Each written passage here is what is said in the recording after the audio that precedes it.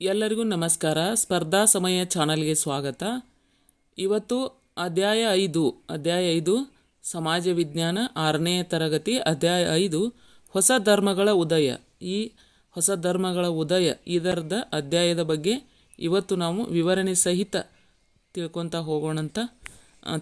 ಹೋಗೋಣ. ಅದಕ್ಕಿಂತ ಮೊದಲು ನಮ್ಮ ಚಾನಲನ್ನು ಯಾರು ಫಸ್ಟ್ ಟೈಮ್ ನೋಡ್ತಾ ಇದ್ದೀರೋ ಸಬ್ಸ್ಕ್ರೈಬ್ ಮಾಡಿಕೊಂಡು ನೋಡ್ತಾ ಹೋಗಿ.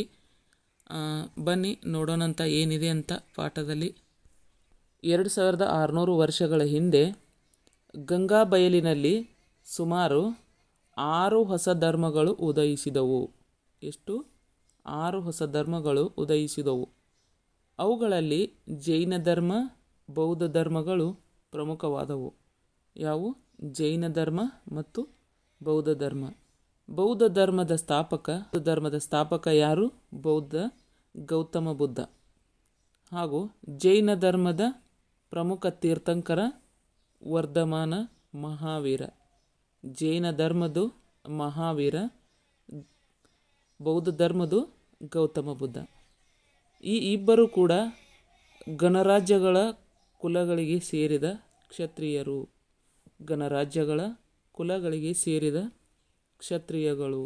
ಗಣರಾಜ್ಯಗಳು ಅಂತಂದ್ರೆ ಕೆಲವೊಂದಿಷ್ಟು ಎಲ್ಲ ಪ್ರಮುಖ ಆಗಲಿ ಏನೇ ಆಗಲಿ ಕೆಲವೊಂದಿಷ್ಟು ಜನಸಂಖ್ಯೆದ ಒಂದು ಗುಂಪು.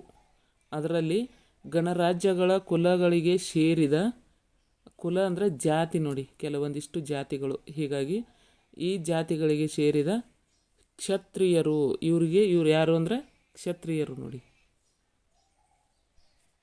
ಬೌದ್ಧ ಧರ್ಮ ಗೌತಮ ಬುದ್ಧ ಸ್ಥಾಪಿಸಿದ ಧರ್ಮವೇ ಬೌದ್ಧ ಧರ್ಮ. ಬೌದ್ಧ ಧರ್ಮ ಯಾರು ಸ್ಥಾಪಿಸಿದ್ರಂದ್ರೆ ಗೌತಮ ಬುದ್ಧ. ಗೌತಮ ಬುದ್ಧ ಸ್ಥಾಪಿಸಿದ ಧರ್ಮವೇ ಬೌದ್ಧ ಧರ್ಮ. ಇದು ಸುಮಾರು 2500 ವರ್ಷಗಳಷ್ಟು ಹಿಂದೆಯೇ ಸ್ಥಾಪನೆಯಾಯಿತು. 2500 ವರ್ಷಗಳ ಹಿಂದನೇ ಏನಾಗಿದೆ? ಈ ಬೌದ್ಧ ಧರ್ಮ ಸ್ಥಾಪನೆಯಾಗಿದೆ. ಬುದ್ಧನ ಜೀವನದ ಬಗ್ಗೆ ತುಂಬ ಇಂಟ್ರೆಸ್ಟಿಂಗ್ ಆದಂಥ ವಿಷಯ ಇದೆ. ಹಾಗಾಗಿ ಬುದ್ಧನ ಜೀವನವನ್ನು ನೋಡೋಣಂತೆ. ಬುದ್ಧನ ಜೀವನ. ಗೌತಮ ಬುದ್ಧನು ನೇಪಾಳದ ಕಪಿಲವಸ್ತು ಸಮೀಪದ ಯಾವುದು? ಲುಂಬಿನಿ ವನ. ಲುಂಬಿನಿ ಇದು ತುಂಬ ಸಲ ಪ್ರಶ್ನೆ ಆಗಿದೆ ನೋಡಿ. ಗೌತಮ ಬುದ್ಧನು ಎಲ್ಲಿ ಜನಿಸಿದನಂದರೆ ಲುಂಬಿನಿ ವನದಲ್ಲಿ. ಇಲ್ಲಿ ಹಳೆ ಬುಕ್ಕದಲ್ಲಿ ಲುಂಬಿನಿ ವನ ಅಂತ ಕೊಟ್ಟಿದ್ದಾರೆ. ಬಟ್ ಇಲ್ಲಿ ಹೊಸ ನ್ಯೂ ಎಡಿಷನ್ ಇದೆಯಲ್ವಾ, ಇಲ್ಲಿ ಏನು ಮಾಡಿದ್ದಾರೆ? ಲುಂಬಿನಿ ಅಂತ ಕೊಟ್ಟಿದ್ದಾರೆ. ನೀವು ಲುಂಬಿನಿ ಅಷ್ಟೇ ಇಟ್ಕೊಂಡ್ರೂ ಓಕೆ, ಮತ್ತು ಲುಂಬಿನಿ ವನ ಕೊಟ್ರು ಓಕೆ. ಲುಂಬಿನಿ ವನ ಕೊಟ್ಟಿದ್ದಾರೆ, ಇದು ಅಲ್ಲ ಅಂತ ಅನ್ಕೋಬೇಡಿ. ಯಾಕಂದರೆ ಲುಂಬಿನಿ ವನ ಅಂದ್ರೂ ಅದೇ, ಲುಂಬಿನಿ ಅಂದ್ರೂ ಕೂಡ ಅದೇ. ಏನು? ಗೌತಮ ಬುದ್ಧನು ನೇಪಾಳದ ಕಪಿಲವಸ್ತು ಸಮೀಪದ ಲುಂಬಿನಿಯಲ್ಲಿ ಜನಿಸಿದನು. ಅವನ ಬಾಲ್ಯದ ಹೆಸರು ಏನಾಗಿತ್ತು? ಬಾಲ್ಯದ ಹೆಸರು ಸಿದ್ಧಾರ್ಥ ಆಗಿತ್ತು. ಗೌತಮ ಬುದ್ಧನ ಬಾಲ್ಯದ ಹೆಸರು ಏನು ಅಂತ ತುಂಬ ಸಲ ಪ್ರಶ್ನೆ ಆಗಿದೆ. ಗೌತಮ ಬುದ್ಧನ ಬಾಲ್ಯದ ಹೆಸರು ಸಿದ್ಧಾರ್ಥ. ಅವನ ತಂದೆ ಮತ್ತು ತಾಯಿ ಹೆಸರು ಕೂಡ ತುಂಬ ಸಲ ಪ್ರಶ್ನೆ ಆಗಿದೆ. ಯಾರು? ಗೌತಮ ಬುದ್ಧನ ತಂದೆ ಮತ್ತು ತಾಯಿ ಹೆಸರು ಏನು ಅಂತ ತುಂಬ ಸಲ ಕೇಳಿದ್ದಾರೆ. ಅದು ಕೂಡ ತುಂಬ ಮುಖ್ಯವಾದಂಥ ಪ್ರಶ್ನೆ. ಗೌತಮ ಬುದ್ಧನ ತಂದೆ ಹೆಸರು ಸುದ್ಯೋಧನ. ಅವನ ತಂದೆ ಯಾರು? ಸುದ್ಯೋಧನನು ಶಾಕ್ಯ ಗಣರಾಜ್ಯದ ಮುಖ್ಯಸ್ಥನಾಗಿದ್ದನು. ಏನಾಗಿದ್ದ? ತಂದೆ ಹೆಸರು ಸುದ್ಯೋಧನ ಇದ್ರೂ ಅವನು ಶಾಕ್ಯ ಗಣರಾಜ್ಯದ ಮುಖ್ಯಸ್ಥನಾಗಿದ್ದನು. ಅದನ್ನು ಕೇಳಬಹುದು. ಶಾಕ್ಯ ಗಣರಾಜ್ಯದ ಮುಖ್ಯಸ್ಥ ಯಾರಾಗಿದ್ದರು? ಯಾರು? ಸಿದ್ಧಾರ್ಥನ ತಂದೆಯಾದ ಸುದ್ಯೋಧನನು ಆಗಿದ್ದನು. ಸಿದ್ಧಾರ್ಥನ ತಾಯಿ ಹೆಸರು ಏನು ಅಂದರೆ ಮಾಯಾದೇವಿ. ಸಿದ್ಧಾರ್ಥನ ತಾಯಿ ಹೆಸರು ಏನು? ಮಾಯಾದೇವಿ. ಸಿದ್ಧಾರ್ಥನ ಪತ್ನಿ ಯಾರು? ಪತ್ನಿ ಯಶೋಧರ. ಮಗ ರಾಹುಲ್. ಇದು ಎಲ್ಲರಿಗೂ ಗೊತ್ತಿರುವಂಥ ವಿಷಯ ನೋಡಿ. ಇದು ಸಿದ್ಧಾರ್ಥನ ಬಾಲ್ಯದ ಹೆಸರು, ಗೌತಮನ ಬಾಲ್ಯದ ಹೆಸರು ಸಿದ್ಧಾರ್ಥ. ತಂದೆ ಸುದ್ಯೋಧನ, ತಾಯಿ ಮಾಯಾದೇವಿ, ಪತ್ನಿ ಯಶೋಧರ, ಮಗ ರಾಹುಲ್. ಇಷ್ಟು ಮಾತ್ರ ನೆನಪಿರಲೇಬೇಕು. ನೆಕ್ಸ್ಟ್ ಸಿದ್ಧಾರ್ಥ ಏನಾಗಿದೆ, ಸಣ್ಣ ಮಗು ಇದ್ದಾಗ ನೋಡಿದ ಅಸೀತ ಎಂಬ ಅಸೀತ ಎಂಬ ಮಹರ್ಷಿಯು ಈ ಮಗು ಲೋಕವನ್ನು ಆಳುವ ರಾಜನಾಗುತ್ತಾನೆ, ಇಲ್ಲವೇ ಲೋಕದ ಅಳಲನ್ನು ನಿವಾರಿಸುವ ಸನ್ಯಾಸಿಯಾಗುತ್ತಾನೆ ಎಂದು ಭವಿಷ್ಯ ನುಡಿದನು. ಈ ಭವಿಷ್ಯವನ್ನು ಏನಾಗಿತ್ತು ಅಂದರೆ ಸಿದ್ಧಾರ್ಥನನ್ನು ಮಗು ಇದ್ದಾಗ ಏನು ಮಾಡಿದ, ಅಸೀತ ಎಂಬ ಮಹರ್ಷಿ ನೋಡಿದಾಗ ಅವನು ನೋಡ್ದ. ಆಗ ಏನು ಹೇಳಿದ ಅಂದರೆ, ಈ ಮಗು ಲೋಕವನ್ನು ಆಳುವ ರಾಜನಾಗುತ್ತಾನೆ ಅಥವಾ ಇಲ್ಲ ಏನಾಗ್ತಾನೆ, ಲೋಕದ ಅಳಲನ್ನು ನಿವಾರಿಸುವ ಸನ್ಯಾಸಿಯಾಗುತ್ತಾನೆ ಅಂತ ಭವಿಷ್ಯವನ್ನು ಹೇಳಿದರು. ಈ ಭವಿಷ್ಯ ನುಡಿದನು. ಸನ್ಯಾಸಿಯ ಮಾತುಗಳನ್ನಾಲಿಸಿದ ಸುದ್ಯೋಧನ, ಸಿದ್ಧಾರ್ಥನ ತಂದೆ ಏನು ಮಾಡಿದ, ತನ್ನ ಮಗ ರಾಜನಾಗಬೇಕೆಂದು ಬಯಸಿ ಏನು ಮಾಡ್ದ, ಸಿದ್ಧಾರ್ಥ ಏನಾಗಬೇಕು, ರಾಜನಾಗಬೇಕು ಎಂದು ಏನು ಮಾಡ್ದ, ಸುದ್ಯೋಧನ ಏನು ಮಾಡ್ದ, ಸಿದ್ಧಾರ್ಥನಿಗೆ ದುಃಖ ವೈರಾಗ್ಯಗಳ ಸಂದರ್ಭಗಳೇ ಬಾರದಂತೆ ಸುಖ ಸಂತೋಷದ ವಾತಾವರಣದಲ್ಲಿ ಬೆಳೆಸಿದರು. ಏನಾಗ್ತು ಅಂದರೆ, ಸಿದ್ಧಾರ್ಥನಿಗೆ ಏನು ಕಾಣದ ಹಾಗೆ, ಏನು ಅಂದರೆ ದುಃಖ ಗೊತ್ತಾಗಬಾರ್ದು, ವೈರಾಗ್ಯಗಳ ಬಗ್ಗೆ ಗೊತ್ತಾಗಬಾರ್ದು, ಆಮೇಲೆ ಸುಖದ ಬಗ್ಗೆ ಸಂತೋಷದ ಬಗ್ಗೆ ವಾತಾವರಣದಲ್ಲಿ ಬೆಳೆಸಿದರು. ಅವರಿಗೆ ದುಃಖ ಮತ್ತು ವೈರಾಗ್ಯಗಳ ಬಗ್ಗೆ ಏನು ತಿಳಿಯದ ಹಾಗೆ ಸುಖದಿಂದ ಸಂತೋಷದಿಂದ ವಾತಾವರಣದಲ್ಲಿ ಅವರನ್ನು ಬೆಳೆಸಿದರು. ಸುದ್ಯೋಧನ. ಆದರೂ ಸಿದ್ಧಾರ್ಥ ಮನಸ್ಸು ಶಾಂತವಾಗಿಯೇ ಇತ್ತು. ಏನಾಗಿತ್ತು, ಅವರ ಮನಸ್ಸು ಶಾಂತವಾಗಿ ಇತ್ತು. ಆದರೂ ಒಂದು ದಿನ ಏನಾಗಿತ್ತು ಅಂದರೆ, ಮುಂದೆ ಬುದ್ಧ ಗುರುವಿನ ಬಾಲ್ಯದ ಬಗ್ಗೆ ಇರುವ ಒಂದು ಮಾಹಿತಿ ಏನಿತ್ತು ಅಂದರೆ, ಒಮ್ಮೆ ನಗರ ಪ್ರದಕ್ಷಿಣೆಯ ಸಂದರ್ಭದಲ್ಲಿ ಒಂದು ನಗರವನ್ನು ಪ್ರದಕ್ಷಿಣೆ ಹಾಕಲಿಕ್ಕೆ ಹೊರಗಡೆ ಬಂದ. ಅವನ ಕಣ್ಣಿಗೆ ಕಾಣಿದ್ದು ಏನು, ಆಕಸ್ಮಿಕವಾಗಿ ಓರ್ವ ಒಬ್ಬ ವೃದ್ಧನನ್ನು ಕಂಡ. ಆಮೇಲೆ ಒಂದು ರೋಗಿಯನ್ನು ಕಂಡ, ಒಂದು ಸನ್ಯಾಸಿಯನ್ನು ಕಂಡ, ಹಾಗೂ ಒಂದು ಶವಯಾತ್ರೆಯ ದೃಶ್ಯವನ್ನು ಕಂಡ. ಏನಾಗಿತ್ತು, ಇವು 4 ಸನ್ನಿವೇಶಗಳು ಯಾವುವು? ವೃದ್ಧ ಅಂದ್ರೆ ಅತಿ ವಯಸ್ಸಾದವರು, ಆಮೇಲೆ ರೋಗಿ, ಒಂದು ಆಸ್ಪತ್ರೆಯಲ್ಲಿ ನರಳಾಡುತ್ತಂಥ ಒಂದು ರೋಗಿ, ಒಂದು ಸನ್ಯಾಸಿ, ಆಮೇಲೆ ಒಂದು ಶವಯಾತ್ರೆ, ಒಂದು ಸತ್ತಿರುವಂಥ ದೇಹವನ್ನು ಹೊತ್ತುಕೊಂಡು ಹೋಗುವಂಥ ದೃಶ್ಯವನ್ನು ನೋಡಿದ. ಈ 4 ದೃಶ್ಯಗಳು ಅವನಲ್ಲಿ ಏನಾಗಿತ್ತು, ವೈರಾಗ್ಯವನ್ನು ಮೂಡಿಸಿದವು. ಅವನಿಗೆ ವೈರಾಗ್ಯ ಮೂಡದ ಹಾಗೆ ಬೆಳೆಸಿದ್ರು ಕೂಡ ಈ ಅಚಾನಕವಾಗಿ ಸಂದರ್ಭದಲ್ಲಿ ಅವನಿಗೆ ವೈರಾಗ್ಯ ಮೂಡಿಸಿ ದುಃಖವನ್ನು ಕಂಡುಹಿಡಿಯಲು ಪ್ರೇರೇಪಿಸಿದವು. ವೈರಾಗ್ಯ ಬಂತು, ಇಲ್ಲಿ ದುಃಖ ಬಂತು. ಯಾಕಂದರೆ ವೃದ್ಧ ಆದಲ್ಲ, ವಯಸ್ಸಾದಮೇಲೆ ಮುದುಕರಾದ್ಮೇಲೆ ಸಾಯಲೇಬೇಕು. ಹಾಗಾಗಿ ಮುದುಕರ ನೋಡೋಣ ಏನಾಗಿತ್ತು, ಅವನಿಗೆ ವೈರಾಗ್ಯ ಬಂದು ದುಃಖ ಬಂತು. ಆಮೇಲೆ ರೋಗಿ ಬಳಲತಾ ಇರೋ ರೋಗದಿಂದ ನೋಡಿದಾಗ ಅವನಿಗೆ ಏನಾಯಿತು, ಅದಕ್ಕೂ ಕೂಡ ದುಃಖವಾಯಿತು. ಆಮೇಲೆ ಏನಾಯಿತು ಅಂದರೆ, ಸನ್ಯಾಸಿಯನ್ನು ನೋಡ್ದ. ಸನ್ಯಾಸಿಯನ್ನು ನೋಡಿ ಏನಾಗಿತ್ತು, ಅಲ್ಲಿ ಅಷ್ಟೊಂದು ದುಃಖ ಅನ್ನಿಸ್ಲಿಲ್ಲ ಅವನಿಗೆ. ಆದರೆ ಶವಯಾತ್ರೆ, ಸತ್ತಿರುವ ದೇಹವನ್ನು ತಗೊಂಡು ಹೋಗಿ ಒಂದು ಕಡೆ ಹೂಳ್ತಾರಲ್ಲ, ಮಣ್ಣಿನಲ್ಲಿ ಹಾಕ್ತಾರ ಅಥವಾ ಬೆಂಕಿಯಲ್ಲಿ ಚಿತೆಯನ್ನು ಮಾಡ್ತಾರ, ಇದನ್ನು ನೋಡಿ ಅವನಿಗೆ ಏನಾಯಿತು, ದುಃಖ ಆಯಿತು.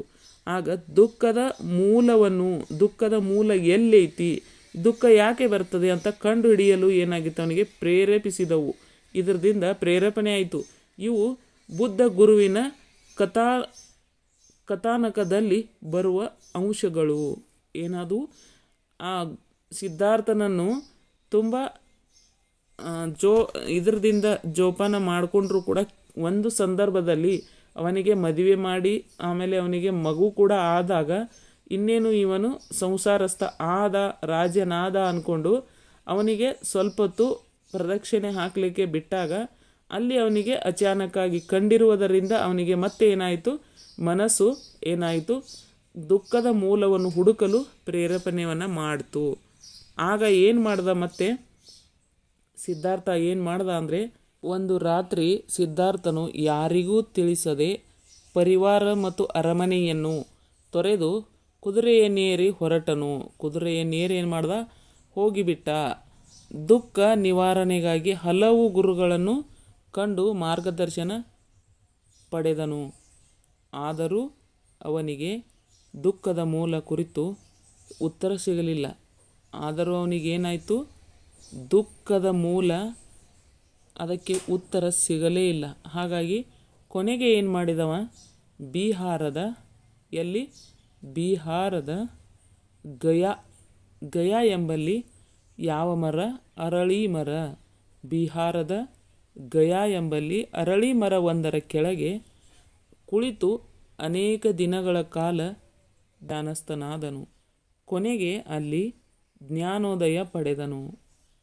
ಸಿದ್ಧಾರ್ಥನು ಬುದ್ಧನಾದನು. ಸಿದ್ಧಾರ್ಥ ಏನಾದ? ಬುದ್ಧ ಆಗಿ ಪರಿವರ್ತನೆಯಾದ.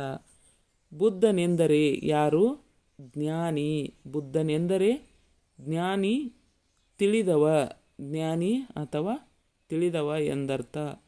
ಈ ಸ್ಥಳವು ಏನಾಯಿತು? ಮುಂದೆ ಬುದ್ಧಗಯಾ ಎಂದೇ ಪ್ರಸಿದ್ಧಿ ಪಡೆಯಿತು. ಬುದ್ಧಗಯಾ ಎಂದು ಪ್ರಸಿದ್ಧಿ ಪಡಿತು ನೋಡಿ. ಯಾಕಂದರೆ ಇಲ್ಲಿ ಏನಾಯಿತು ಅಂದರೆ ಬಿಹಾರಕ್ಕೆ ಹೋಗಿ ಗಯಾ ಎಂಬ ಸ್ಥಳದಲ್ಲಿ ಒಂದು ಅರಳಿ ಮರ ಇತ್ತು. ಆ ಮರದ ಕೆಳಗಡೆ ಕುಳಿತು ಅನೇಕ ದಿನಗಳ ಕಾಲ ಏನು ಮಾಡ್ದ? ಧ್ಯಾನದಲ್ಲಿ ಮುಳುಗಡೆ ಆದ ನೋಡಿ. ಕೊನೆಗೆ ಅಲ್ಲಿ ಜ್ಞಾನೋದಯ ಪಡೆದನು. ಆಗ ಏನಾದವ? ಸಿದ್ಧಾರ್ಥನಾಗಿ ಬುದ್ಧನಾಗಿ ಪರಿವರ್ತನ ಆದನು. ಬುದ್ಧನೆಂದರೆ ಯಾರು?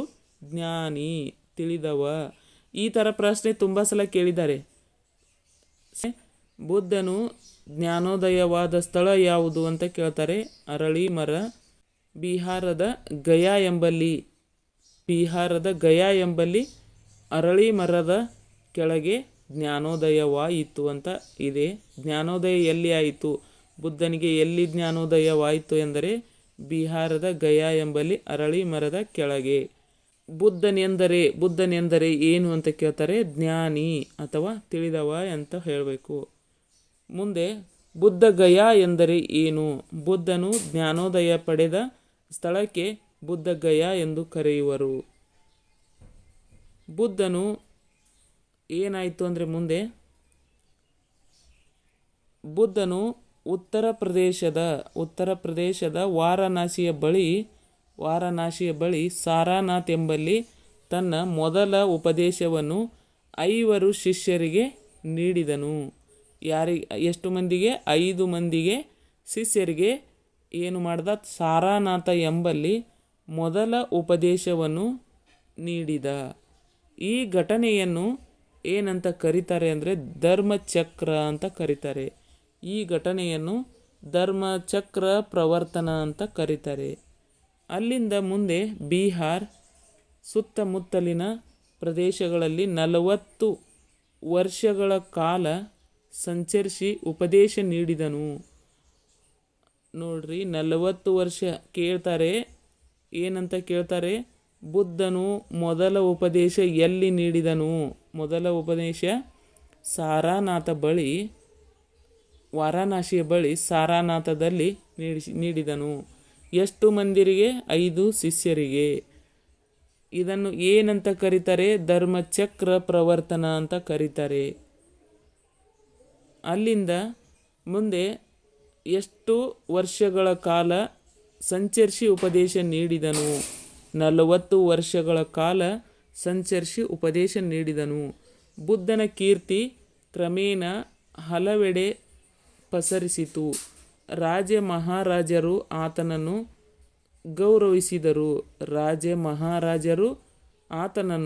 ಗೌರವಿಸಿದರು. ಕೊನೆಗೆ ಬುದ್ಧನು ಬಿಹಾರದ ಕುಶಿನಗರ್ ಎಂಬಲ್ಲಿ ದೇಹತ್ಯಾಗ ಮಾಡಿದನು. ಎಲ್ಲಿ? ಕೊನೆಗೆ ಏನಾಯಿತು? ಬುದ್ಧನು ಬಿಹಾರದ ಕುಶಿನಗರ್ ಎಂಬಲ್ಲಿ ತನ್ನ ದೇಹತ್ಯಾಗವನ್ನು ಮಾಡಿದನು. ಆದರೆ ಬಿಹಾರದಲ್ಲಿ ಗಯಾ ಎಂಬಲ್ಲಿ ಏನು ಜ್ಞಾನೋದಯ ಪಡೆದರೆ ಬಿಹಾರದ ಕುಶಿನಗರಲ್ಲಿ ಏನಾಗಿತ್ತು? ತಮ್ಮ ದೇಹತ್ಯಾಗವನ್ನು ಮಾಡಿದರು. ಬುದ್ಧನ ಉಪದೇಶಗಳು ಏನಿದ್ದು ಅಂದರೆ ಶುದ್ಧ ಜೀವನ ಮತ್ತು ಚಿಂತನೆಗಳ ಮೂಲಕ ಜ್ಞಾನವನ್ನು ಗಳಿಸುವುದೇ ಬುದ್ಧನ ಉಪದೇಶಗಳ ಗುರಿಯಾಗಿತ್ತು. ಶುದ್ಧ ಜೀವನ ಇರಬೇಕು ಮತ್ತು ಚಿಂತನೆಗಳ ಮೂಲಕ ಜ್ಞಾನವನ್ನು ಗಳಿಸುವುದೇ ಬುದ್ಧನ ಉದ್ದೇಶದ ಗುರಿಯಾಗಿತ್ತು. ಬುದ್ಧನು ಇದನ್ನು ಧಮ್ಮ ಎಂದು ಕರೆದನು. ತನ್ನ ಶುದ್ಧ ಜೀವನ ಮತ್ತು ಚಿಂತನೆಗಳ ಜ್ಞಾನೋದಯವನ್ನು ಧಮ್ಮ ಎಂದು ಕರೆಯುವರು. ಜಗತ್ತು ಅಪಾರ ದುಃಖದಿಂದ ಕೂಡಿದೆ. ಆಸೆಯೇ ದುಃಖದ ಮೂಲ. ಆಸೆಯನ್ನು ಜಯಿಸಿದವನು ನಿರ್ವಾಣ ಹೊಂದಿದವನು. ಆಸೆಯನ್ನು ಜಯಿಸಿದವರು ನಿರ್ವಾಣ ಅಥವಾ ಮುಕ್ತಿ ಹೊಂದುವರು ಅಲ್ವಾ. ನೋಡಿ, ಎಷ್ಟು ಆಸೆ ಮಾಡ್ತಾರಲ್ಲ ಆಗ ಏನಾಗ್ತದೆ, ದುಃಖ ಜಾಸ್ತಿ ಆಗ್ತದೆ. ಆಸೆನೇ ಇಲ್ಲದೆ ಹಾಗೆ ಬದುಕಿದ್ರೆ ಏನಾಗ್ತದೆ, ದುಃಖ ಕಡಿಮೆ ಆಗ್ತದೆ. ನೋಡಿ, ಏನಾಗಿತ್ತು ಅವ್ರದ್ದು, ಶುದ್ಧ ಜೀವನ ಆಗಬೇಕು, ಚಿಂತನೆಗಳ ಮೂಲಕ ಜ್ಞಾನವನ್ನು ಗಳಿಸುವುದಾಗಿತ್ತು. ಆದರೆ ಏನಾಗಿತ್ತು, ಇದಕ್ಕೆ ಧಮ್ಮ ಅಂತ ಕರಿತಾ ಇದ್ರು. ಆದರೆ ಜಗತ್ತು ಏನಾಗಿತ್ತು, ಅಪಾರ ದುಃಖದಿಂದ ಕೂಡಿದೆ. ಜಗತ್ತು ಏನಾಗಿದೆ, ಅಪಾರ ದುಃಖದಿಂದ ಕೂಡಿದೆ. ಯಾಕಂದರೆ ಅವರಿಗೆ ಆಸೆಯಾಗಿದೆ. ಆಸೆಯೇ ದುಃಖದ ಮೂಲ. ಆಸೆಯನ್ನು ಜಯಿಸಿದವರು ನಿರ್ವಾಣ ಅಥವಾ ಮುಕ್ತಿ ಹೊಂದುವರು. ಆಸೆನ ಕಡಿಮೆ ಮಾಡಿದರೆ ಏನಾಗ್ತದೆ, ಅವರಿಗೆ ಮುಕ್ತಿ ಸಿಗ್ತದೆ. ದುಃಖದ ನಿವಾರಣೆಗಾಗಿ ಒಳ್ಳೆಯ ನೋಟ ಏನಾಗಬೇಕು, ಒಳ್ಳೆಯ ನೋಟ ಇರಬೇಕು. ಒಳ್ಳೆಯ ಸಂಕಲ್ಪ ಅಥವಾ ಒಳ್ಳೆಯ ಪ್ರಮಾಣ, ಒಳ್ಳೆಯ ನೋಟ, ಒಳ್ಳೆಯ ಸಂಕಲ್ಪ, ಒಳ್ಳೆಯ ಮಾತು, ಕೆಟ್ಟದಾಗಿ ಮಾತಾಡಬಾರ್ದು.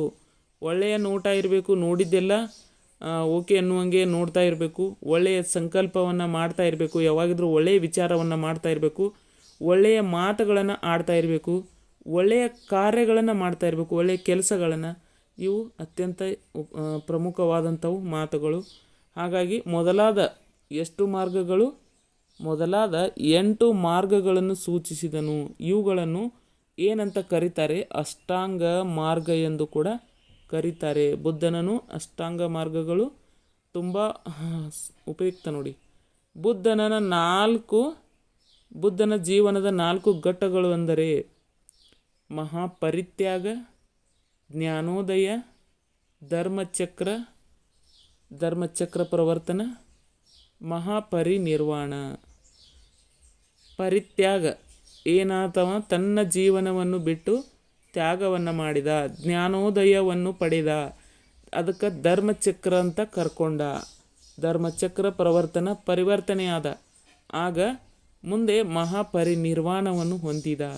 ಇವು ಅವನ ಜೀವನದ 4 ಮುಖ್ಯವಾದ ಘಟ್ಟಗಳು. ನೋಡಿ,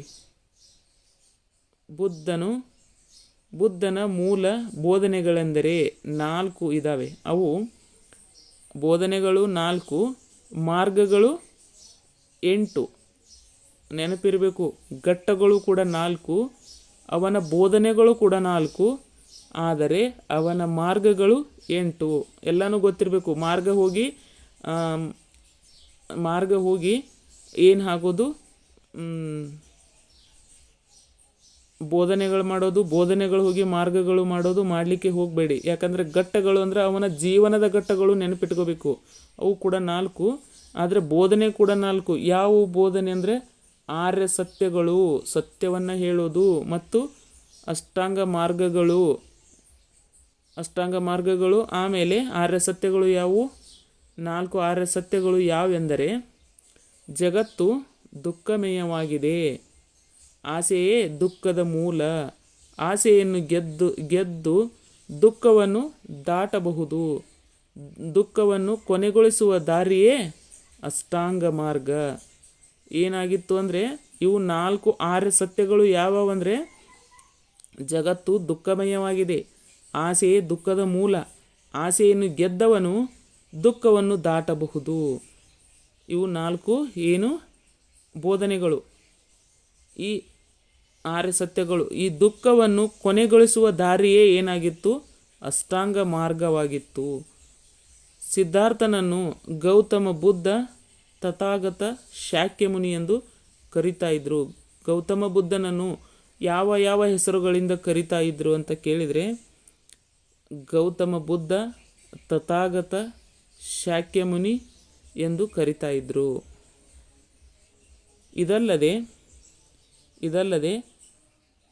ತನ್ನ ಅನುಯಾಯಿಗಳಿಗೆ ಹಿಂಸೆ, ಮದ್ಯಪಾನ, ಭ್ರಷ್ಟಾಚಾರ ಮಾಡದಿರಲು, ಸುಳ್ಳು ಹೇಳದಿರಲು ನಿಯಮ ವಿಧಿಸಿದರು. ಏನು ಮಾಡಿದರು? ಹಿಂಸೆನೂ ಮಾಡಬಾರ್ದು, ಮದ್ಯಪಾನನೂ ಮಾಡಬಾರ್ದು, ಭ್ರಷ್ಟಾಚಾರನೂ ಮಾಡಬಾರದು ಮತ್ತು ಸುಳ್ಳು ಹೇಳಬಾರ್ದು. ಈ ನಿಯಮಗಳು ಏನು ಮಾಡಿದರು? ಇವುಗಳನ್ನು ಅವರಿಗೆ ವಿಧಿಸಿದರು. ಹೀಗೆ ಬುದ್ಧನ ಉಪದೇಶಗಳು ಸರಳವೂ ಜನಪ್ರಿಯವೂ ಆಗಿದ್ದವು. ಏಕೆಂದರೆ ತನ್ನ ಉಪದೇಶಗಳನ್ನು ಜನರ ಭಾಷೆ ಯಾವುದು ಹೇಳಿ? ಜನರ ಭಾಷೆ ಪಾಲಿ ಭಾಷೆ ನೋಡಿ, ಭಾಷೆಯಲ್ಲಿ ಬೋಧಿಸಿದರು. ಅವನ ಉಪದೇಶಗಳನ್ನು ಆತನ ಶಿಷ್ಯರು 3 ಪಿಟಕಗಳಲ್ಲಿ ಸಂಗ್ರಹಿಸಿದರು. ಅವುಗಳೆಂದರೆ ವಿನಯ ಪಿಟಕ, ಸುತ್ತ ಪಿಟಕ, ಅಭಿಧಮ್ಮ ಪಿಟಕ. ಬೌದ್ಧ ಪವಿತ್ರ ಗ್ರಂಥಗಳಾದ ತ್ರಿಪಿಟಕಗಳೆಂದು ಕರೆಯುವರು. ಇದು ತುಂಬ ಸಲ ಪ್ರಶ್ನೆ ಆಗಿದೆ. ಏನು ಅಂದರೆ ಇಲ್ಲಿ ತುಂಬ ಸಲ ಪಾಲಿ ಭಾಷೆ ತುಂಬ ಸಲ ಬಂದಿದೆ. ಯಾರು ಗೌತಮ ಬುದ್ಧನು ಯಾವ ಭಾಷೆಯಲ್ಲಿ ಏನು ಮಾಡಿದ? ಜನರಿಗೆ ಬೋಧನೆಯನ್ನು ಮಾಡಿದ ಅಂತ ಪ್ರಶ್ನೆ ಆಗಿದೆ. ಯಾವ ಭಾಷೆಯಲ್ಲಿ ಅಂದರೆ ಪಾಲಿ ಭಾಷೆಯಲ್ಲಿ. ಆದರೆ ಅವನ ಶಿಷ್ಯರು ಏನು ಮಾಡಿದರು? 3 ಪಿಟಕಗಳನ್ನು ಸಂಗ್ರಹಿಸಿದರು. ಅವು ಯಾವುವು? ಗೌತಮ ಬುದ್ಧನ ಶಿಷ್ಯರು 3 ಪಿಟಕಗಳನ್ನು ರಚಿಸಿದರು. ಅವು ಯಾವುವು? ಅಥವಾ ಗೌತಮ ಬುದ್ಧನ 3 ಪಿಟಕಗಳ ಹೆಸರು ಯಾವುವು ಅಂತ ಕೇಳ್ತಾರೆ. ವಿನಯ ಪಿಟಕ, ಸುತ್ತ ಪಿಟಕ, ಅಭಿಧಮ್ಮ ಪಿಟಕ. ಈ ಪವಿತ್ರ ಗ್ರಂಥಗಳಾದ ಇವುಗಳನ್ನು ಏನಂತ ಕರೀತಾರೆ? ತ್ರಿಪಿಟಕಗಳು ಅಂತ ಕರೀತಾರೆ. ಅಥವಾ ತ್ರಿಪಿಟಕಗಳು ಎಂದರೆ ಯಾವುವು ಅಂತ ಕೇಳ್ತಾರೆ. ತ್ರಿಪಿಟಕಗಳು ಎಂದರೆ ಯಾವುವು ಅಂದ್ರೂ ಇವುಗಳನ್ನು ಹೇಳಬೇಕು. ಅಥವಾ ಏನು? ವಿನಯ ಪಿಟಕ, ಸುತ್ತ ಪಿಟಕ, ಅಭಿನವ ಪಿಟಕ. ಇವುಗಳನ್ನು ಏನೆಂದು ಕರೆಯುತ್ತಾರೆ ಅಂದರೆ ತ್ರಿಪಿಟಕಗಳೆಂದು ಕರೆಯುತ್ತಾರೆ. ತ್ರಿಪಿಟಕಗಳನ್ನು ರಚಿಸಿದವರು ಯಾರು? ಗೌತಮ ಬುದ್ಧ. ಆದರೆ ಗೌತಮ ಬುದ್ಧ ಬೌದ್ಧರ ಪವಿತ್ರ ಗ್ರಂಥ ಯಾವುದು ಅಂತ ಕೇಳ್ಬೋದು. ಅಥವಾ ಗ್ರಂಥಗಳಾದ ಅವುಗಳು ಯಾವುವು ಅಂತ ಕೇಳ್ಬೋದು. ಏನು? ಬೌದ್ಧರ ಪವಿತ್ರ ಗ್ರಂಥಗಳಾವವು ಅಂದರೆ ತ್ರಿಪಿಟಕಗಳು. ಅವು ಯಾವುವು ಅಂದ್ರೆ ಕೂಡ ಹೇಳಿಕೆ ಬರಬೇಕು. ಇಲ್ಲಿ ತುಂಬ ಸಲ ಇವು ಪ್ರಶ್ನೆ ಆಗಿದ್ದಾವೆ. ಈ ಸದ್ಯಕ್ಕೆ ಆಗ್ತಾವೋ ಇಲ್ಲೋ ಗೊತ್ತಿಲ್ಲ. ಮೊದಲು ಮಾತ್ರ ಇದ್ದಾವೆ. ಕೆಲವೊಂದು ಪರೀಕ್ಷೆಗೆ ತುಂಬ ಸಲ ಪ್ರಶ್ನೆಗಳು ಇದ್ದಾವೆ. ಸಿದ್ಧಾರ್ಥನು ಅರಮನೆಯನ್ನು ತೊರೆಯಲು ನದಿ ವಿವಾದ ಕಾರಣವೆಂಬ ಇನ್ನೊಂದು ಮಾಹಿತಿ ಇದೆ. ಈ ಮಾಹಿತಿ ಮೊದಲು ಇರಲಿಲ್ಲ. ಆಮೇಲೆ ಏನಾಗಿದೆ, ಇದನ್ನು ತಗೊಂಡು ಬಂದಿದ್ದಾರೆ. ಬಟ್ ಇದು ನಿಜಾನ ಸುಳ್ಳ ಗೊತ್ತಿಲ್ಲ. ಆದರೆ ನಂಬಿಕೆ ಕೂಡ ಇದ್ದೇ ಇದೆ. ಸಿದ್ಧಾರ್ಥನು ಅರಮನೆಯನ್ನು ತೊರೆಯಲು ನದಿ ವಿವಾದ ಕೂಡ ಒಂದು ಕಾರಣ ಇದೆ ಅಂತ ಮಾಹಿತಿ ಇದೆ. 2 ರಾಜ್ಯಗಳ ನಡುವೆ ನದಿ ನೀರಿನ ಹಂಚಿಕೆ ಬಗ್ಗೆ ವಿವಾದಗಳುಂಟಾಗಿ ಸಿದ್ಧಾರ್ಥನ ಕಡೆಯವರು ಏನು ಮಾಡಿದರು? ಯುದ್ಧಕ್ಕೆ ಸಿದ್ಧವಾಗುವುದು ಆತನಿಗೆ ಇಷ್ಟವಾಗದೆ ವಿರೋಧಿಸಿ ಆತನ ಅರಮನೆಯನ್ನು ತ್ಯಜಿಸಿದನೆಂದು ಹೇಳಲಾಗುತ್ತದೆ. ಇದು ಡಾಕ್ಟರ್ ಅಂಬೇಡ್ಕರ್ ಪುಸ್ತಕದ ಮಾಹಿತಿಯಲ್ಲಿ ಇದೆ. ಡಾಕ್ಟರ್ ಅಂಬೇಡ್ಕರ್ ಅವರ ಪುಸ್ತಕದ ಮಾಹಿತಿಯಲ್ಲಿ ಈ ಮಾಹಿತಿ ದೊರೆತಿದೆ. ನೆಕ್ಸ್ಟ್ ಏನಿದೆ? ಕಿಸಾ ಗೌತಮಿ ಯಾರು? ಕಿಸಾ ಗೌತಮಿಗೆ ಬುದ್ಧನು ನೀಡಿದ ಸಂದೇಶ. ಕಿಸಾ ಗೌತಮಿಗೆ ಏನು ಮಾಡಿದ? ಬುದ್ಧ ಒಂದು ಸಂದೇಶವನ್ನು ನೀಡಿದ. ಆಗ ಕಿಸಾ ಗೌತಮಿ ಆಕಿ ವಾಪಸ್ಸು ಹುಟ್ಟಿ ಬಂದ ಹಾಗೆ ಆಗಿತ್ತು. ಯಾವ ರೀತಿ ಅಂದರೆ, ಬುದ್ಧ ಗುರುವಿಗೆ ಸಂಬಂಧಿಸಿದಂತೆ ಈ ಕಥೆಯು ಪ್ರಚಲಿತವಾಗಿದೆ. ಏನಾಗಿತ್ತು? ಕಿಸಾ ಗೌತಮಿ ಹಾಡು ಕೂಡ ಇದೆ. ಇದು ಕಿಸಾ ಗೌತಮಿ ತನ್ನ ಪ್ರೀತಿಯ ಪುಟ್ಟ ಮಗುವನ್ನು ಕಳೆದುಕೊಂಡಿದ್ದಳು. ಅವಳೆಷ್ಟು ದುಃಖಿತಳಾಗಿದ್ದಳೆಂದರೆ ಮಗುವಿನ ಮೃತದೇಹವನ್ನು ಹೊತ್ತುಕೊಂಡು ಬೀದಿಗಳಲ್ಲಿ ಅಲಿದಾಡಿ ತನ್ನ ಮಗುವಿಗೆ ಮರುಜೀವ ನೀಡಿರೆಂದು ರೋಧಿಸುತ್ತಿದ್ದಳು. ಇದನ್ನು ಕಂಡ ಮನಸ್ಸು ಕರಗಿದ ಓರ್ವ ಅವಳನ್ನು ಬುದ್ಧನೆಡೆಗೆ ಒಯ್ಯುತ್ತಾನೆ. ಬುದ್ಧ ಕಿಸಾ ಗೌತಮಿಗೆ ಹೀಗೆಂದು ಹೇಳಿದ: ನಿನ್ನ ಕಂದನಿಗೆ ಮರುಜೀವ ನೀಡುವೆ, ಆದರೆ ಸಾವು ಕಾಣದ ಮನೆಯ ಸಾಸಿವೆಯು ಬೇಕೆನಗೆ ಅಂತ ಹೇಳ್ತಾನೆ. ಏನಂದರೆ, ನಿನ್ನ ಮಗುವಿಗೆ ನಾನು ಮರುಜನ್ಮವನ್ನು ನೀಡುತ್ತೇನೆ. ಆದರೆ ನೀನು ಏನು ಮಾಡಬೇಕು? ಯಾರ ಮನೆಯಲ್ಲಿ ಒಬ್ಬರೂ ಜೀವವನ್ನು ಕಳೆದುಕೊಳ್ಳದಂಥ ಮನೆಗೆ ಹೋಗಿ ನನಗೆ ಒಂದು ಸಾಸಿವೆ ಕಾಳುಗಳನ್ನು ತಂದು ಕೊಡು ಅಂತ ಹೇಳ್ತಾನೆ. ಆಗ ಬುದ್ಧನ ಮಾತನ್ನು ಕೇಳಿ ಸಂತಸದಿಂದ ಹಿಗ್ಗಿದ ಕಿಸಾ-ಗೌತಮಿ ಸಾವು ಕಾಣದ ಮನೆಯನ್ನು ಹುಡುಕುತ್ತಾ ಊರೆಲ್ಲ ಸುತ್ತಾಡಿದಳು. ಎಲ್ಲ ಮನೆಗಳಲ್ಲಿ ಒಬ್ಬರಿಲ್ಲೊಬ್ಬರದೇ ಇನ್ನೊಬ್ಬರು ತಂದೆ, ತಾಯಿ, ತಂಗಿ, ತಮ್ಮ, ಪತಿ, ಹೀಗೆ ತುಂಬ ಎಲ್ಲರೂ ಕೂಡ ಒಬ್ಬರಿಲ್ಲೊಬ್ಬರು ಮರಣ ಹೊಂದಿದವರು ಇದ್ದರು. ಇದನ್ನು ನೋಡಿದ ಕಿಸಾ-ಗೌತಮಿಗೆ ಸಾವು ಪ್ರತಿಯೊಬ್ಬರಿಗೂ ಖಚಿತ ಎಂಬ ಸತ್ಯ ಅರಿವಾಗಿ ಬುದ್ಧನ ಬೋಧನೆ ಅರಿವಾಯಿತು. ಆಗ ಬುದ್ಧ ಈ ಮಾತನ್ನು ಹೇಳಿರಲಿಲ್ಲ ಅಂದರೆ ಕಿಸಾ-ಗೌತಮಿ ಎಷ್ಟು ದಿನ ರೋದನೆಯನ್ನು ಮಾಡ್ತಾ ಇದ್ಲೋ ಗೊತ್ತಿಲ್ಲ, ಮಗುವಿಗಾಗಿ ಎಷ್ಟು ದಿನ ಪರಿತಪಿಸ್ತಾ ಇದ್ಲೋ ಗೊತ್ತಿಲ್ಲ. ಆಗ ಬುದ್ಧ ಏನು ಹೇಳಿದ, ಒಂದೇ ಒಂದು ಮಾತಿನಿಂದ ಏನು ಮಾಡಿದ ಅಂದರೆ ಆಕೆಗೆ ಮನ ಪರಿವರ್ತನೆಯನ್ನು ಮಾಡಿದ. ಹೀಗಾಗಿ ಏನಾಗಿತ್ತು, ಬುದ್ಧನ ಮಾತುಗಳು, ಬುದ್ಧನ ಶೈಲಿ ಅತ್ಯಂತ ಸರಳವಾದಂತಹ ನುಡಿ ಅರ್ಥ ಇತ್ತು. ಹಾಗಾಗಿ ಬುದ್ಧನು ಗ್ರಂಥಗಳನ್ನು ರಚಿಸಲಿಲ್ಲ. ಅವನ ಉಪದೇಶಗಳನ್ನು ಆತನ ಶಿಷ್ಯರು ನೆನಪಿನಲ್ಲಿಟ್ಟು ಅವನ್ನು ತಲೆಮಾರಿನಿಂದ ತಲೆಮಾರಿಗೆ ಉಪದೇಶದ ಮೂಲಕ ಕಾಪಾಡಿಕೊಂಡು ಬಂದರು. ಬುದ್ಧನ ಉಪದೇಶಗಳು ಇರುವ ಪ್ರಾಚೀನ ಗ್ರಂಥವೆಂದರೆ ಯಾವುದು? ಸುತ್ತ ಪೀಠಕ. ಇದು ಯಾವ ಭಾಷೆಯಲ್ಲಿದೆ? ಪಾಳಿ ಭಾಷೆಯಲ್ಲಿದೆ. ಏನು ಗೊತ್ತಾ? ಆದರೆ ಬುದ್ಧ ಏನು ಮಾಡ್ದ? ಯಾವೊಂದು ಗ್ರಂಥನೂ ರಚಿಸಲಿಲ್ಲ, ಒಂದೇನು ಕೆಲಸ ಮಾಡಿಲ್ಲ. ಆದರೆ ಸರಳವಾದಂತಹ ಜೀವನದಲ್ಲಿ ಸರಳವಾದಂಥ ಉಪದೇಶಗಳನ್ನು ತನ್ನ ಶಿಷ್ಯರಿಗೆ ನೀಡಿದನು. ಆದರೆ ಶಿಷ್ಯರು ತಮ್ಮ ತಲೆಮಾರಿನಿಂದ ತಲೆಮಾರಿಗೆ ಶಿಷ್ಯರಿಗೆ ಏನು ಮಾಡ್ತಾ ಹೋದರು? ಕೆಲವೊಂದಿಷ್ಟು ಉಪದೇಶಗಳನ್ನು ನೀಡ್ತಾ ಹೋದರು. ಆದರೆ ಇವರ ಉಪದೇಶಗಳು ಇರುವ ಪ್ರಾಚೀನ ಗ್ರಂಥ ಎಂದರೆ ಏನು? ಉಪದೇಶಗಳು ಇರುವಂಥ ಗ್ರಂಥ ಸುತ್ತ ಪೀಠಕ. ತ್ರಿಪಿಟಕಗಳು ಗೊತ್ತು, ಅದರಲ್ಲಿ ಸುತ್ತ ಪೀಠಕ ಏನಾಗಿತ್ತು? ಇದು ಗ್ರಂಥವಾಗಿ ಆಗಿತ್ತು. ಇದು ಪಾಲಿ ಭಾಷೆಯಲ್ಲಿ ಇತ್ತು. ಯಾವ ಭಾಷೆ ಅಂದರೆ ಪಾಲಿ ಭಾಷೆ. ಓಕೆನಾ? ಜೈನ ಧರ್ಮ ನೋಡಿ, ಈಗ ಇಲ್ಲಿಯವರೆಗೆ ನಾವು ಬೌದ್ಧ ಧರ್ಮದ ಬಗ್ಗೆ ತಿಳ್ಕೊಂಡ್ರೆ, ಬೌದ್ಧ ಧರ್ಮ ಮುಗಿದ ಮೇಲೆ ಈಗ ಜೈನ ಧರ್ಮ ಬಂತು ನೋಡಿ. ಮಹಾವೀರನ ಜೀವನ. ಜೈನ ಧರ್ಮಕ್ಕೆ ಯಾರು? ಮಹಾವೀರನ ಜೀವನವನ್ನು ನೋಡಬೇಕು ನಾವು.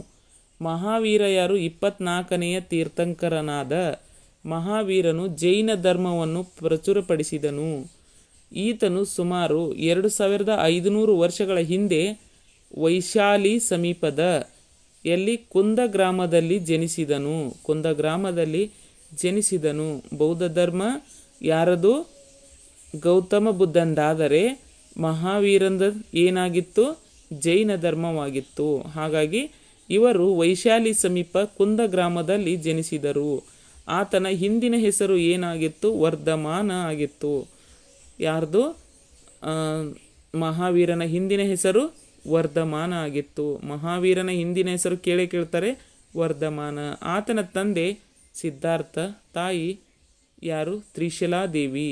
ತಂದೆ ಸಿದ್ಧಾರ್ಥ, ತಾಯಿ ತ್ರಿಶಲಾದೇವಿ. ವರ್ಧಮಾನನು ದಿವ್ಯ ಜ್ಞಾನವನ್ನು ಪಡೆಯುವುದಕ್ಕಾಗಿ ಮನೆಯನ್ನು ತೊರೆದನು. ಎಲ್ಲವನ್ನು ತ್ಯಜಿಸಿ ಕೆಲ ಕಾಲ ದಿಗಂಬರ ಮುನಿಯಾಗಿ ಸಂಚರಿಸಿದನು. ಆತನ 12 ವರ್ಷಗಳ ಕಾಲ ತಪಸ್ಸನ್ನು ಮಾಡಿ ಕೊನೆಗೆ ದಿವ್ಯ ಜ್ಞಾನವನ್ನು ಪಡೆದನು. ಏನು ಮಾಡಿದ? ಕೊನೆಗೆ ದಿವ್ಯ ಜ್ಞಾನವನ್ನು ಪಡೆದನು. ದಿವ್ಯ ಜ್ಞಾನವನ್ನು ಪಡೆದರೆ ಅವನಿಗೆ ಏನಂತ ಕರೀತಾರೆ? ಜೀನ ಎಂದು ಜೀನನೆನಿಸಿಕೊಂಡನು. ಜೀನ ಎಂದರೆ ಏನು ಅಂದರೆ ಮೋಹವನ್ನು ಗೆದ್ದವನಿಗೆ ಜೀನ ಅಂತ ಕರೀತಾರೆ. ಈತನ ಅನುಯಾಯಿಗಳೇ ಜೈನರು. ಈತನ ಅನುಯಾಯಿಗಳು ಯಾರು ಅಂದರೆ ಜೈನರು. ಮಹಾವೀರನು ಎಲ್ಲ ವರ್ಗದವರಿಗೂ ಉಪದೇಶ ನೀಡಿದನು. ಬಿಹಾರದ ಪಾವಾಪುರಿ ಎಂಬಲ್ಲಿ, ಎಲ್ಲಿ? ಬಿಹಾರದ ಪಾವಾಪುರಿ ಎಂಬಲ್ಲಿ, ಇಬ್ಬರು ಕೂಡ ಬಿಹಾರ ನೋಡಿ, ಬಿಹಾರದ ಪಾವಾಪುರಿ ಎಂಬಲ್ಲಿ ದೇಹ ತ್ಯಾಗ ಮಾಡಿದನು. ಮಹಾವೀರನ ಬೋಧನೆಗಳು. ವರ್ಧಮಾನ ಮಹಾವೀರನು ಹಿಂಸೆ, ಕಳ್ಳತನ, ಸಂಪತ್ತಿನ ಸಂಗ್ರಹ ಮಾಡದಿರಲು, ಸುಳ್ಳು ಹೇಳದಿರಲು ತನ್ನ ಅನುಯಾಯಿಗಳಿಗೆ ಬೋಧಿಸಿದನು. ಅಲ್ಲದೆ ಬ್ರಹ್ಮಚರ್ಯವನ್ನು ಆಚರಿಸಲು ಕರೆ ನೀಡಿದನು. ಅಹಿಂಸೆ ಜಗತ್ತಿನ ಮತ್ತಾವ ಧರ್ಮವು ನೀಡದಿರುವ ಮಹತ್ವವನ್ನು ಜೈನ ಧರ್ಮ ನೀಡಿದೆ. ಮಹಾವೀರನ ಬೋಧನೆಯು 23ನೇ ತೀರ್ಥಂಕರನಾದ ಪಾರ್ಶ್ವನಾಥನ ಬೋಧನೆಯ ಮುಂದುವರಿಕೆಯಾಗಿತ್ತು. ಮಹಾವೀರನ ಬೋಧನೆ ಏನಾಗಿತ್ತು ಅಂದರೆ 23ನೇ ತೀರ್ಥಂಕರನಾದ ಪಾರ್ಶ್ವನಾಥನ ಬೋಧನೆಯ ಮುಂದುವರಿಕೆಯಾಗಿತ್ತು. ಇದನ್ನು ಕೂಡ ಏನಾಗಿತ್ತು ಅಂದರೆ ಜೈನ ಧರ್ಮ ಮತ್ತು ಬೌದ್ಧ ಧರ್ಮದನ ಜೈನ ಧರ್ಮನೂ ಕೂಡ ಹೋಲಿಕೆಯಾಗಿತ್ತು. ಮುಂದೆ ಜೈನ ಧರ್ಮದಲ್ಲಿ ಶ್ವೇತಾಂಬರ ಮತ್ತು ದಿಗಂಬರ. ಜೈನ ಧರ್ಮದಲ್ಲಿ 2 ಪಂಗಡಗಳಿದ್ದಾವೆ. ಯಾವುವು ಅಂತಂದರೆ ಶ್ವೇತಾಂಬರ ಮತ್ತು ದಿಗಂಬರ ಎಂಬ 2 ಪಂಥಗಳು ಹುಟ್ಟಿಕೊಂಡವು. ಬಿಳಿಯ ವಸ್ತ್ರವನ್ನು ತೊಡುವ ಪಾರ್ಶ್ವನಾಥನ ಅನುಯಾಯಿಗಳು ಶ್ವೇತಾಂಬರರಾದರೆ, ಬಿಳಿಯ ವಸ್ತ್ರಗಳನ್ನು ತೊಟ್ಕೊಳ್ಳೋರಿಗೆ ಏನಂತ ಕರೀತಾರೆ ಅಂದರೆ ಶ್ವೇತಾಂಬರ ಅಂತ ಕರೀತಾರೆ. ಬಟ್ಟೆಯನ್ನೇ ಧರಿಸದ ಮಹಾವೀರನ ಅನುಯಾಯಿಗಳಿಗೆ ಏನಂತ ಕರೀತಾರೆ? ದಿಗಂಬರು ಅಂತ ಕರೀತಾರೆ. ಆದರೆ ದಿಗಂಬರು ಯಾರಾಗಿದ್ದರು ಅಂದ್ರೆ ಮಹಾವೀರ ದಿಗಂಬರ ಆಗೇನೆ ಹೋದ. ಬಿಳಿ ವಸ್ತ್ರವನ್ನು ತೊಟ್ಟುಕೊಂಡವ್ರಿಗೆ ಶ್ವೇತಾಂಬರ ಅಂತ ಕರೆದರೆ, ಏನು ವಸ್ತ್ರವನ್ನು ತೊಟ್ಟುಕೊಳ್ಳಾರದೆ ಇರುವವರಿಗೆ ದಿಗಂಬರು ಅಂತ ಕರೀತಾರೆ. ಆದರೆ ಮಹಾವೀರ ದಿಗಂಬರ ಆಗೇನೆ ಅವನು ದೇಹ ತ್ಯಾಗವನ್ನು ಮಾಡಿದ ಅಂತ ತಿಳ್ಕೋಬಹುದು. ಜೈನರ ಪ್ರಸಿದ್ಧ ಧಾರ್ಮಿಕ ಕೇಂದ್ರವಾಗಿತ್ತು. ಯಾವುದು? ಶ್ರವಣಬೆಳಗೊಳ. ಶ್ರವಣಬೆಳಗೊಳ ಏನಾಗಿತ್ತು ಅಂದರೆ ಜೈನರ ಪ್ರಸಿದ್ಧ ಧಾರ್ಮಿಕ ಕೇಂದ್ರ ಯಾವುದಾಗಿತ್ತು ಅಂದ್ರೆ ಶ್ರವಣಬೆಳಗೊಳ ಅಂತ ಹೇಳಬಹುದು. ಇದು ಪ್ರಶ್ನೆ ಆಗಿದೆ. 2 ಪಂಥಗಳು. ಆಮೇಲೆ ಬಿಳಿಯ ವಸ್ತ್ರವನ್ನು ಉಟ್ಟವರಿಗೆ ಏನಂತ ಕರೀತಾರೆ? ಶ್ವೇತಾಂಬರ. ಮತ್ತು ವಸ್ತ್ರಗಳನ್ನು ಧರಿಸದೇ ಇರುವವರಿಗೆ ದಿಗಂಬರ ಅಂತ ಕರೀತಾರೆ. ಈ ಪ್ರಶ್ನೆಗಳು ಆಗಿದ್ದಾವೆ. ಜೈನ ಧರ್ಮದಲ್ಲಿ 5 ನೈತಿಕ ತತ್ವಗಳಿವೆ. ಅವು ಯಾವಂದರೆ ಅಹಿಂಸೆ, ಸತ್ಯ, ಅಸ್ತೇಯ ಮತ್ತು ಬ್ರಹ್ಮಚರ್ಯ. ಇವು ಏನಾಗಿದ್ದಾವೆ? 5 ನೈತಿಕ ತತ್ವಗಳಾಗಿದ್ದಾವೆ. ಎಲ್ಲರಿಗೂ ಗೊತ್ತಿದ್ದಾವೆ, ಆಲ್ರೆಡಿ ಎಲ್ಲರೂ ಕಲ್ತಿರಿ. ಮಹಾಜನಪದಗಳು ಮತ್ತು ಗಣರಾಜ್ಯಗಳು. ಮಹಾಜನಪದ ಮತ್ತು ಗಣರಾಜ್ಯಗಳು. ಆಗಲೇ ನಾನು ಹೇಳಿದ್ದೆ, ಮಹಾಜನಪದ ಅಂದರೆ ಒಂದು ಪಂಗಡ ಮತ್ತು ಒಂದು ಜಾತಿ ಅಂತ. ಮಹಾಜನಪದಗಳು ನಾವೀಗ 2500 ವರ್ಷಗಳಷ್ಟು ಹಿಂದಕ್ಕೆ ಹೋಗೋಣ. ಅದು ಬುದ್ಧನ ಕಾಲ. ಆವಾಗ ಬುದ್ಧನ ಕಾಲ ನೋಡಿ. ಆ ಕಾಲದಲ್ಲಿ ಸಿಂಧು, ಗಂಗಾ ನದಿ ಬಯಲಿನಲ್ಲಿ 16 ಚಿಕ್ಕ ಪುಟ್ಟ ರಾಜ್ಯಗಳಿದ್ದವು. ಬೌದ್ಧರ ಸಾಹಿತ್ಯದಲ್ಲಿ ಇವುಗಳನ್ನು ಮಹಾಜನಪದಗಳು ಎಂದು ಕರೆಯಲಾಗಿದೆ. ಇವುಗಳಿಗೆ ಏನಂತ ಕರೀತಾರೆ? 16 ಚಿಕ್ಕ ಪುಟ್ಟ ರಾಜ್ಯಗಳಿಗೆ ಏನಂತ ಕರೀತಾರೆ? ಮಹಾಜನಪದಗಳು ಎಂದು ಕರೆಯಲಾಗಿದೆ. ಅವುಗಳಲ್ಲಿ ಯಾರು? ಮಗಧ, ಕೋಸಲ ಮತ್ತು ವಸ್ತೆ ಎಂಬ ಮಹಾಜನಪದಗಳು ಪ್ರಮುಖವಾಗಿದ್ದವು. ಅಲ್ಲಿ ರಾಜರ ಆಳ್ವಿಕೆ ಇತ್ತು. ಆವಾಗ ಏನಿತ್ತು ಅಂದರೆ ರಾಜರ ಆಳ್ವಿಕೆ ಇತ್ತು ನೋಡಿ. ಗಣರಾಜ್ಯಗಳು ಅಂದ್ರೆ ಇದೇ ಕಾಲದಲ್ಲಿ ಹಲವಾರು ರಾಜ್ಯಗಳಲ್ಲಿ ಜನಪ್ರತಿನಿಧಿಗಳ ಆಳ್ವಿಕೆ ಇತ್ತು. ಅವುಗಳನ್ನು ಏನಂತ ಕರಿತಿದ್ರು ಅಂದರೆ ಗಣರಾಜ್ಯಗಳು ಅಂತ ಕರಿತಿದ್ರು. ನಾನು ಹೇಳಿದ್ನಿ ಅಲ್ವಾ ಗಣರಾಜ್ಯಗಳು ಅಂದರೆ ಏನು ಅಂತ. ಇದೇ ಕಾಲದಲ್ಲಿ ಹಲವಾರು ರಾಜ್ಯಗಳಲ್ಲಿ ಜನಪ್ರತಿನಿಧಿಗಳ ಆಳ್ವಿಕೆ ಇತ್ತು. ಅವುಗಳಲ್ಲಿ ಗಣರಾಜ್ಯಗಳೆಂದು ಕರೆಯಲಾಗುತ್ತಿತ್ತು. ಗಣರಾಜ್ಯಗಳಲ್ಲಿ ಪ್ರಮುಖವಾದುದು ಅಂದರೆ ವಜ್ಜಿ. ಯಾವುದು? ವಜ್ಜಿ ಗಣರಾಜ್ಯ. ಅದು ಹಲವಾರು ರಾಜ್ಯಗಳನ್ನು ಒಳಗೊಂಡಿದ್ದ ಒಕ್ಕೂಟವಾಗಿತ್ತು. ಇದು ಒಂದು ಮಹಾಸಂಘವಾಗಿತ್ತು ನೋಡಿ, ಒಕ್ಕೂಟ. ಬಿಹಾರದ ವೈಶಾಲಿ ಪಟ್ಟಣವು ಅದರ ರಾಜಧಾನಿಯಾಗಿತ್ತು. ಏನಂತ ಕೇಳ್ತಾರೆ? ಪ್ರಶ್ನೆ, ಗಣರಾಜ್ಯದ ಪ್ರಮುಖವಾದದ್ದು ಯಾವುದು? ಗಣರಾಜ್ಯಗಳಲ್ಲಿ ಪ್ರಮುಖವಾದದ್ದು ಗಣರಾಜ್ಯ ಯಾವುದು ಅಂದರೆ ವಜ್ಜಿ ಗಣರಾಜ್ಯ. ಅದು ಹಲವಾರು ರಾಜ್ಯಗಳನ್ನು ಒಳಗೊಂಡಿದ್ದ ಒಕ್ಕೂಟವಾಗಿತ್ತು. ಆದರೆ ಬಿಹಾರದ ವೈಶಾಲಿ ಪಟ್ಟಣವು ಅದರ ರಾಜಧಾನಿಯಾಗಿತ್ತು. ವಜ್ಜಿಯ ರಾಜಧಾನಿ ಅಂದ್ರೆ ಗಣರಾಜ್ಯಗಳ ರಾಜಧಾನಿ ಯಾವುದಾಗಿತ್ತು ಅಂದ್ರೆ ವೈಶಾಲಿಯ ಆಗಿತ್ತು. ವಜ್ಜಿಯ ಒಕ್ಕೂಟದಲ್ಲಿ ಹಿರಿಯ ಮತ್ತು ಕಿರಿಯ ಸದಸ್ಯರನ್ನು ಒಳಗೊಂಡ ಒಂದು ಸಭೆಯು ಆಳ್ವಿಕೆ ನಡೆಸುತ್ತಿತ್ತು. ಸಭಾ ಸದಸ್ಯರನ್ನು ರಾಜ ಎಂದು ಸಂಬೋಧಿಸಲಾಗುತ್ತಿತ್ತು. ಸಭೆಯಲ್ಲಿ ಒಕ್ಕೂಟಕ್ಕೆ ಸಂಬಂಧಪಟ್ಟ ಎಲ್ಲ ಪ್ರಮುಖ ವಿಷಯಗಳು ಚರ್ಚೆಗೆ ಬರುತ್ತಿದ್ದವು. ಈಗ ಇಲ್ಲಿ ಏನಿದೆ ಅಂದರೆ ಹೊಸ ಪದಗಳು ಇದ್ದಾವೆ. ಹೊಸ ಪದಗಳು ಏನಿದ್ದಾವೆ ಅಂದರೆ ವೈರಾಗ್ಯ, ಪ್ರಪಂಚದ ಎಲ್ಲ ಬಗೆಯ ಆಶೆಗಳನ್ನು ತ್ಯಜಿಸುವಿಕೆ. ವೈರಾಗ್ಯ ಅಂದ್ರೆ ಪ್ರಪಂಚದ ಎಲ್ಲ ಬಗೆಯ ಆಶೆಗಳನ್ನು ತ್ಯಜಿಸುವಿಕೆ. ದಿಗಂಬರ, ದಿಗಂಬರ ಅಂದ್ರೆ ದಿಕ್ಕುಗಳನ್ನೇ ಬಟ್ಟೆಯಾಗಿ ಹೊಂದಿರುವವ, ದಿಕ್ಕುಗಳನ್ನೇ ಬಟ್ಟೆಯಾಗಿ ಹೊಂದಿರುವವ. ನಿರ್ವಾಣ ಅಂದರೆ ಹುಟ್ಟು ಸಾವುಗಳ ಚಕ್ರದಿಂದ ಪಾರಾಗುವುದು. ನಿಮಗೆ ತಿಳಿದಿರಲಿ, ಬೌದ್ಧ ಧರ್ಮಗಳಲ್ಲಿ ಹೀನಯಾನ ಮತ್ತು ಮಹಾಯಾನ ಎಂಬ 2 ಪಂಥಗಳಿವೆ.